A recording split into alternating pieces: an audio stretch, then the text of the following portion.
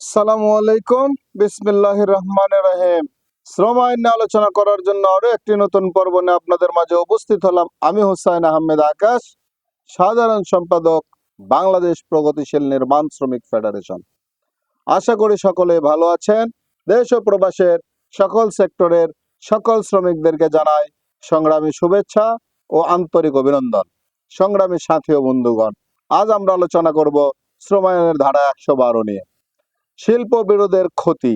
ধারা 210 এর অধীন কোন শিল্প বিরোধ উত্থাপনকারী পক্ষ যদি ধারা 210 এর অধীন উহাতে নির্ধারিত সময়ের মধ্যে বিরোধটি সালিসের মাধ্যমে নিষ্পত্তির জন্য কোন সালিসের নিকট অনুরোধ করিতে ব্যর্থ হয়, অথবা ধারা 211 এর অধীন জারিকৃত নোটিশে উল্লেখিত নির্দিষ্ট সময়ে ধর্মঘট বা লক আউট শুরু করিতে ব্যর্থ হয়, অথবা ধারা 211 এর অধীনে নির্ধারিত সময়ের মধ্যে বিরোধটি নিষ্পত্তির জন্য শ্রম আদালতে প্রেরণ করিতে অথবা ধর্মঘট বা লক আউটের নোটিশ জারি করিতে ব্যর্থ হয়, তাহা হইলে শিল্প বিরোধটি উক্তরূপ নির্ধারিত সময় বা তারিখের পর ক্রান্ত হইয়া যাইবে।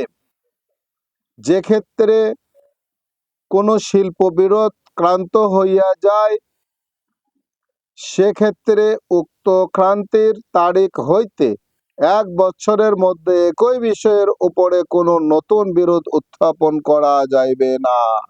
সংগ্রামের সাথী ও বন্ধুগণ, অত্যন্ত গুরুত্বপূর্ণ একটি বিষয় নিয়ে আজ আমরা আলোচনা করলাম। আশা করি সকলে বুঝতে পেরেছেন। দেশের প্রচলিত আইনের প্রতি শ্রদ্ধাশীল হয়ে এদেশের সকল মালিক এবং শ্রমিকগণকে শ্রম আইন মেনে চলার অনুরোধ রেখে সকলের সুস্বাস্থ্য দীর্ঘায়ু কামনা করে আমার নিজের জন্য দোয়া চেয়ে নিয়ে এই পেজের ভিডিওগুলো বেশি বেশি শেয়ার করে এদেশের কোটি কোটি শ্রমিকদেরকে তাদের আইনি অধিকার সম্পর্কে জানার সুযোগ করে দেওয়ার অনুরোধ করে আজকের পর্ব এখানেই শেষ করছি। আসসালামু আলাইকুম। আল্লাহ হাফেজ।